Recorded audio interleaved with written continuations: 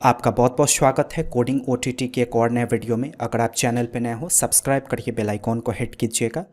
इस वीडियो में आपको कई सारे प्रॉब्लम की सॉल्यूशन मिलेंगे, बहुत सारे क्वेश्चंस होंगे आपके, उन सारे सवालों के जवाब आपको इस वीडियो में देखने को मिलेंगे।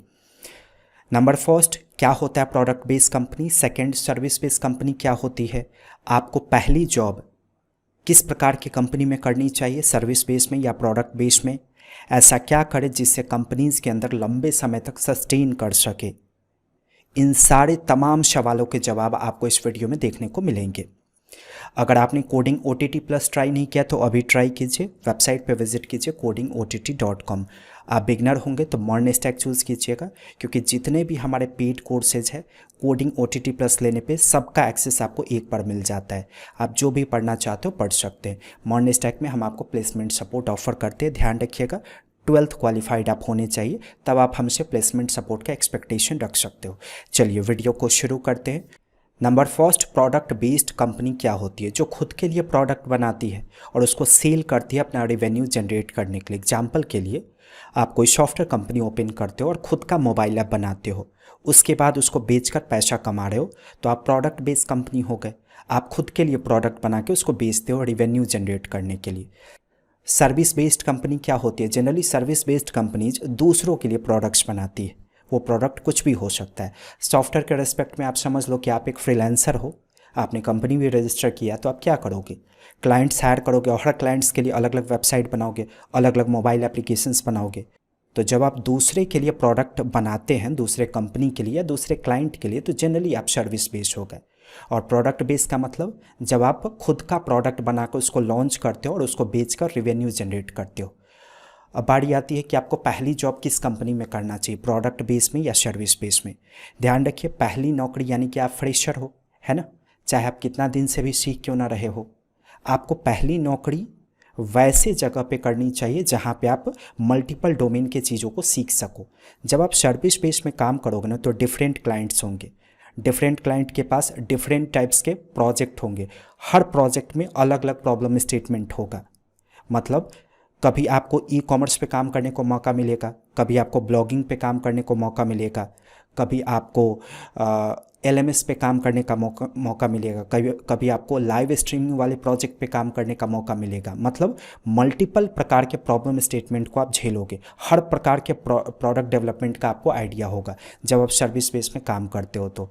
लेकिन प्रोडक्ट बेस में काम कीजिएगा तो मान लीजिए मेरी कंपनी अगर LMS की फैसिलिटीज़ प्रोवाइड करती है, ऑनलाइन लर्निंग सिस्टम की फैसिलिटी प्रोवाइड करती है, तो इसका मतलब अगर आप मेरी कंपनी में 5 साल रहोगे तो सिर्फ आप LMS पे काम करना सीखोगे। इन 5 सालों में आपको ई-कॉमर्स भी सीखना चाहिए था, ब्लॉगिंग भी सीखना चाहिए था, अनदर डोमेन्स के एप्लीकेशन बिल्ड करना सीखना चाहिए था। लेकिन ड्यू टू प्रोडक्ट बेस आप ये चीज़ नहीं सीख पाओगे। ये पहला रीज़न है जिससे पहली नौकरी आपको प्रोडक्ट बेस्ड कंपनी में नहीं करना चाहिए, क्योंकि आप सेपरेट डोमेन में ही काम कर पाओगे चाहे आप जितना साल भी उस कंपनी के अंदर रहो। हाँ, ये हो सकता है कि उस कंपनी के पास मल्टीपल टाइप्स ऑफ प्रोडक्ट है, तो चलिए आप मल्टीपल डोमेन में आप काम करोगे। जैसे अगर आप गूगल में काम करते हो तो गूगल के पास जीमेल एक अलग प्रोडक्ट हो गया, यूट्यूब एक अलग प्रोडक्ट हो गया, हैंगआउट एक अलग प्रोडक्ट हो गया, गूगल वर्क स्पेस एक अलग प्रोडक्ट हो गया, है ना। लेकिन जब प्रोडक्ट बेस्ड कंपनी के पास मल्टीपल प्रोडक्ट होते हैं तो वो छोटी कंपनी नहीं होती, वो बड़ी कंपनी होती है। और बड़ी कंपनी में ऐसा नहीं होता है कि कंपनीज के पास अगर मल्टीपल प्रोडक्ट्स है तो आपसे सारे प्रोडक्ट्स पे थोड़ा थोड़ा काम करवाए, वो किसी सिंगल प्रोडक्ट पे ही आपसे काम करवाएगा ना। तो किसी भी तरीके से आपकी पहली नौकरी प्रोडक्ट बेस्ड कंपनी में सही नहीं होती, इस बात को ध्यान रखिएगा। ये पहला डिसएडवांटेज आपको मैंने बताया। दूसरा डिसएडवांटेज, नौकरी चलिए क्रैक कर लिया आपने प्रोडक्ट बेस्ड कंपनी में, लेकिन उसको झेलिएगा कैसे। हाँ, अभी आपने सीखा है, तुरंत आपने सीखा है और पहली नौकरी आपने क्रैक कर लिया प्रोडक्ट बेस में, 100% चांस है कि जिस प्रोडक्ट पे आप काम करोगे वो मार्केट में एटलीस्ट थोड़ा बहुत सक्सेसफुल होगा। 3-4 साल से उस पर काम हुआ होगा, अनगिनत डेवलपर्स ने काम किए होंगे, कोड की संख्या बहुत ज़्यादा होंगी। प्रोडक्ट अगर मार्केट में यूज हो रहा है तो ऑफकोर्स वो बड़े हेवी सिस्टम्स पे चल रहा होगा। जरा आप सोच के देखो, पहली नौकरी में गए और वैसे सॉफ्टवेयर सिस्टम पे आप काम करने का कोशिश कर रहे हो जिस पे ऑलरेडी कई सारे लोग काम कर चुके हैं और जो 3-4 साल से मार्केट में चल रहा है, उसमें कोड की संख्या कितनी होंगी। आपको तो महीना 2 महीना सिर्फ समझने में लग जाएगा कि हाँ, कंपनी ने जो काम दिया है उसको करने की शुरुआत मैं इस प्रोडक्ट में कहाँ से करूँ, है ना। तो इस वजह से ये मेरा एक्सपीरियंस है, मैंने आपके सामने शेयर किया है कि कभी भी पहली नौकरी आप प्रोडक्ट बेस्ड कंपनी में नहीं करोगे, सर्विस बेस्ड कंपनी में अपना समय बिताइए, सीखिए, 3-4 साल का समय दीजिए, मल्टीपल डोमेन का एक्सपीरियंस गेन कर लीजिए, उसके बाद आप तैयार हो, उसके बाद अप्रोच कर सकते हैं प्रोडक्ट बेस्ड कंपनी को, है ना। अब समझते हैं कि कंपनीज के अंदर सस्टेन करने के लिए क्या करें। कोई फ़र्क नहीं पड़ता है कि आप प्रोडक्ट बेस में हो या सर्विस बेस में हो।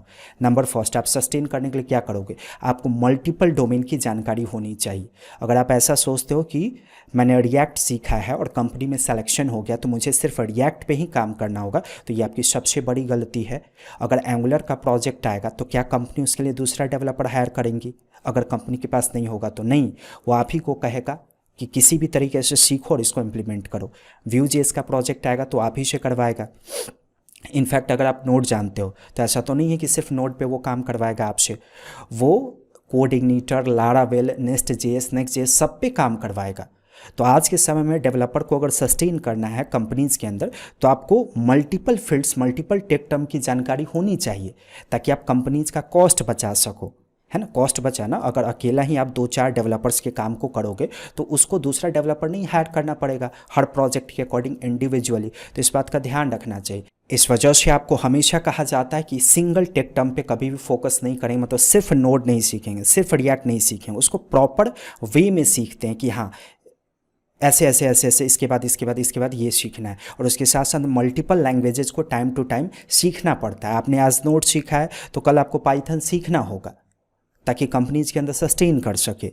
आपने नोड सीखा है तो आपको नेक्स्ट.js सीखना होगा, नेक्स्ट.js सीखना होगा। मल्टीपल डोमेन्स को हमेशा सीखना पड़ता है। अगर आप नहीं सीखते रहोगे तो नहीं रुक पाएंगे किसी भी कंपनी में ज़्यादा समय के लिए। और दूसरा क्या तरीका है कंपनीज के अंदर सस्टेन करने का? एक तो हो गया कि आपको मल्टीपल टेक टर्म की जानकारी होनी चाहिए, मल्टीपल टेक्नोलॉजीज़ की जानकारी होनी चाहिए। और दूसरा स्पीड, डेडलाइन से पहले काम ख़त्म करने की क्षमता आपके पास होनी चाहिए। ये दोनों चीज़ें जनरली आपको काफ़ी सहायता करती है कंपनीज के अंदर लंबे समय तक टिकने में। कभी भी कंपनीज वैसे डेवलपर को नहीं हटाती है जो अकेला ही 2-4 डेवलपर का काम करता है। इसलिए कभी भी सिंगल चीज़ सीखने पे फोकस आज के समय में मत कीजिएगा। एक सीखा फिर दूसरा सीखा तीसरा सीखा, लंबे समय तक ज़िंदगी भर आपको सीखना पड़ेगा अगर आप IT में सस्टेन करना चाहते हो।